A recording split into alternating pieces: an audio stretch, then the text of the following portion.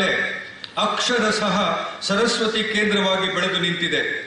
ಮಂಗಳೂರು ನಗರದಲ್ಲಿ ತಲೆಯ ಮೇಲೆ ಕಿತ್ತಳೆಯ ಬುಟ್ಟಿಯನ್ನು ಹೊತ್ತು ಗ್ರಾಮೀಣ ಬಡ ಮಕ್ಕಳಿಗೆ ಆಸರೆಯಾದ ಹರಕಳ ಆಜಬ್ಬರ ಚಿತ್ರವು ಶ್ರೀಕೃಷ್ಣನನ್ನು ರಕ್ಷಿಸಲು ಭೋರ್ಗರೆಯುವ ಮಳೆಯನ್ನು ಲೆಕ್ಕಿಸದೆ ತನ್ನ ತಲೆಯ ಮೇಲೆ ಹೊತ್ತು ಸಾಗಿದ ಪವಿತ್ರ ಪುರಾಣದ ವಸುದೇವನನ್ನು ನೆನಪಿಸುತ್ತದೆ.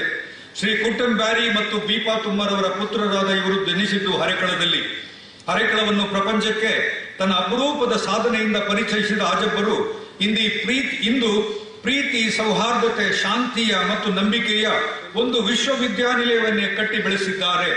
ಆದುದರಿಂದಲೇ ಆಜಬ್ಬರವರನ್ನು ಅಕ್ಷರ ಸಂತ ಎಂದು ಗೌರವಿಸಿರುವುದು. ಇವರ ಕುರಿತ ಪಾಠಗಳನ್ನು ನಮ್ಮ ವಿಶ್ವವಿದ್ಯಾಲಯವೂ